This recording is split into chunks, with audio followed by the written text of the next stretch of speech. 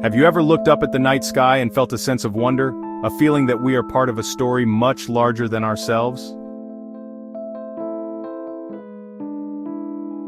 A story written not just in the stars but in the ancient texts of our world. One of the most profound and puzzling chapters of this story is found in the book of Genesis, chapter 6.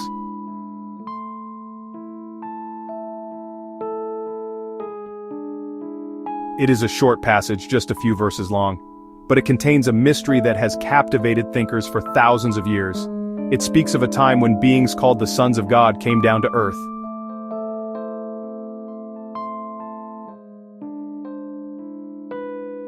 A time when giants walked among us, and a time of such great wickedness that the world itself was washed clean. What really happened in those ancient days?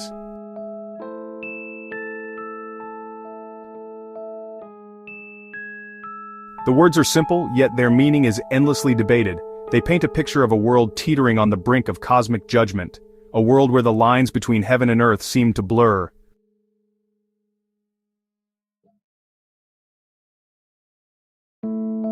This isn't just a simple tale of morality, it is a cosmic drama, a story filled with strange beings and epic events that challenge our understanding of history, faith, and even our own origins.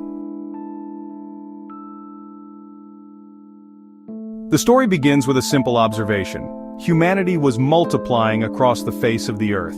But then, something extraordinary is said to have occurred. Before we unlock the secrets of Genesis chapter 6, why not join our community of curious minds? Tap the subscribe button below and become part of the story. Every week we dive into ancient mysteries, forgotten legends, the questions that shape our world. When you subscribe, you're not just watching. You're joining a journey with thousands of others who love exploring the unknown. Like what you're hearing so far? Give us a thumbs up and let us know in the comments what ancient mystery you want to see next. Welcome to the adventure. The identity of the sons of God is the central question of Genesis 6. It is the key that could unlock the entire passage.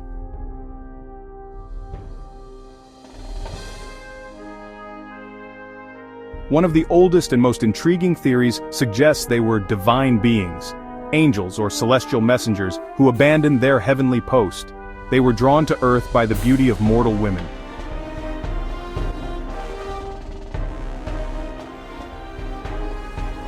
This view, popular in ancient Jewish texts like the Book of Enoch, paints a dramatic picture. It shows a rebellion in the heavens that spilled over onto our world. A cosmic transgression with devastating consequences for all of humanity.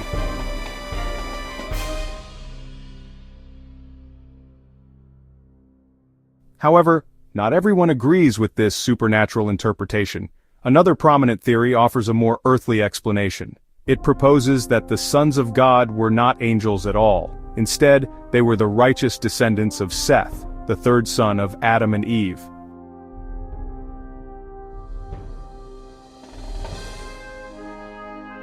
A third theory looks at the social and political structures of the ancient world.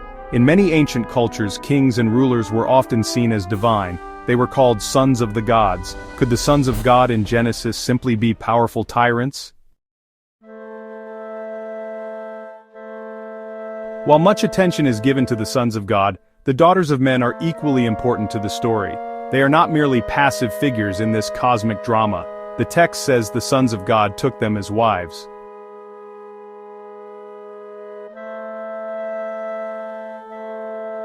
If the sons of God were fallen angels, then these women became conduits for a forbidden union, a mixing of the heavenly and the earthly that was never meant to be. This act, whether consensual or not, broke a cosmic law.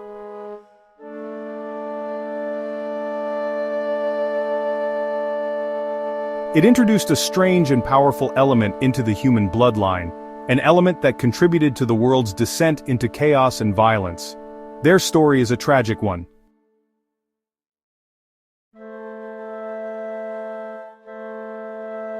Alternatively, if we follow the theory of two human lineages, the daughters of men were from the line of Cain. They represented a worldly, secular culture. In this interpretation, their choice to marry the sons of God represents a spiritual compromise.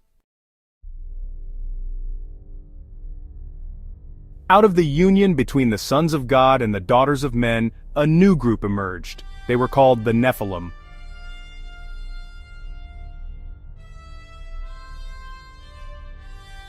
The Bible describes them as the mighty men who were of old, the men of renown. The word Nephilim itself is often translated as giants, but its true meaning is debated.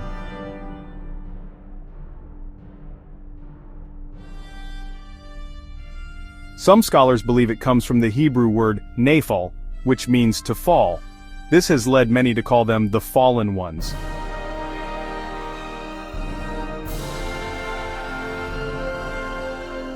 Were they a race of towering giants, a hybrid offspring of divine and human parents? Or was their giant status more symbolic, referring to their immense power and influence?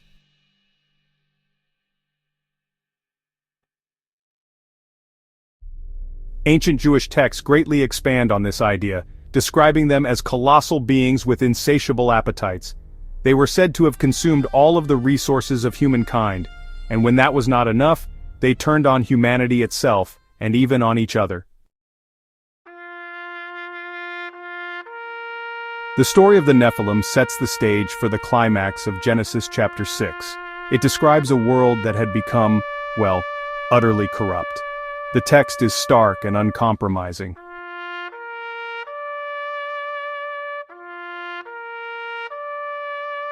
It says, "The Lord saw that the wickedness of man was great in the earth, and that every intention of the thoughts of his heart was only evil continually." This is a profound statement. It's not just about bad actions. It describes a state of total moral decay.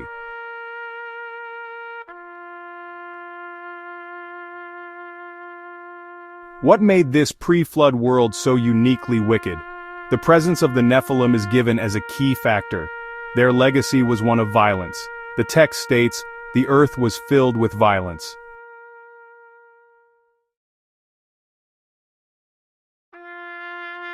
In the eyes of its creator, it had become a failed experiment, a beautiful creation that had been twisted into something unrecognizable and, honestly, monstrous.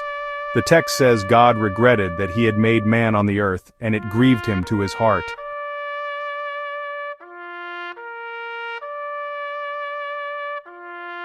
The flood was not an act of arbitrary anger. It was presented as an act of sorrowful justice, a cosmic surgery to cleanse the earth of a sickness that had consumed it completely. Only Noah and his family were found righteous enough to be saved from the coming deluge. The story in Genesis chapter 6, with its tales of divine beings, human partners, and a great flood, does not exist in a vacuum. When we look at the mythology of other ancient cultures, we find startling parallels.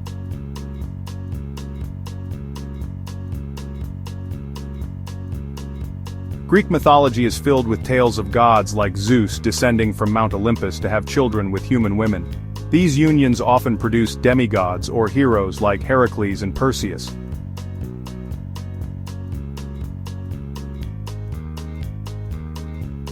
The theme of a great flood is also remarkably common in ancient texts from around the world. The Mesopotamian epic of Gilgamesh contains a story that predates the biblical account. In it, the gods decide to destroy humanity with a flood. But one man, Utnapishtim, is warned by a god to build a massive boat and save his family along with animals of every kind.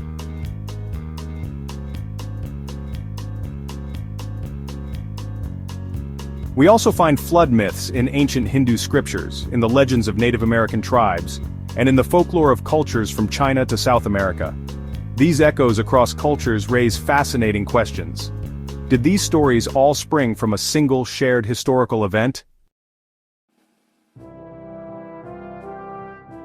The meaning of Genesis chapter 6 is far from settled. In fact, it remains one of the most hotly debated passages in the Bible. The debate rages between scholars, theologians, and even scientists, each bringing their own perspective to the text.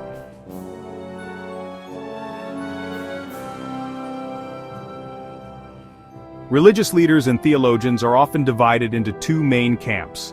The first camp holds to the ancient interpretation of fallen angels. They believe that the passage describes a literal supernatural event where divine beings interfered with humanity.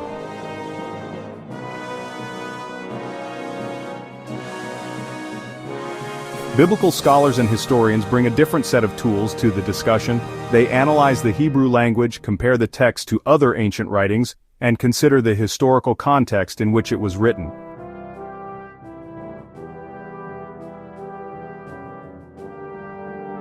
Some ancient astronaut theorists, for example, have seized upon Genesis chapter 6. They suggest the sons of God were extraterrestrial visitors who interbred with early humans. While this view is rejected by mainstream scientists and theologians, it shows the enduring power of the story to fuel speculation. A few short verses written thousands of years ago, why do they continue to hold such power over us in the 21st century?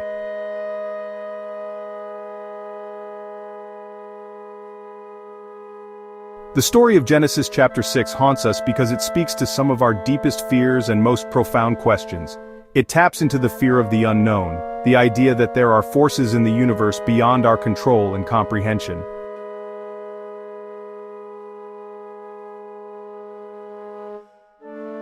This raises uncomfortable questions for our own time. Do we see echoes of this violence and corruption in the world around us today? In our wars, our injustices, our political divisions?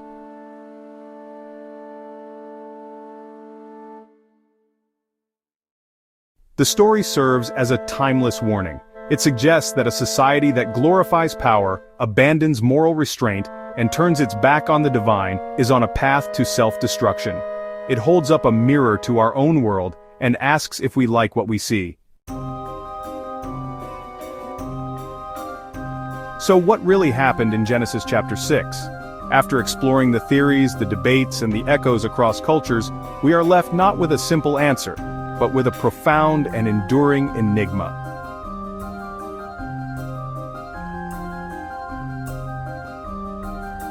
The passage remains a cosmic puzzle box. Each time you think you have it figured out, you discover another layer, another possibility.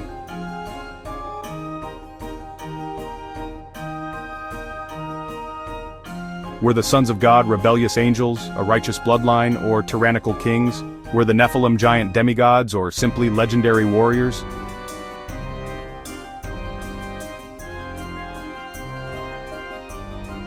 The story transforms to meet the questions and anxieties of each new era, proving its timeless relevance. It is not a static relic of the past, it is a living narrative. These are truths that resonate regardless of your interpretation of the specific details.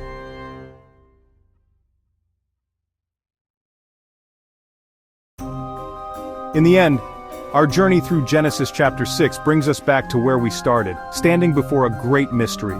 A story that whispers of a forgotten world, a world of giants and divine beings, a world washed clean by a great flood.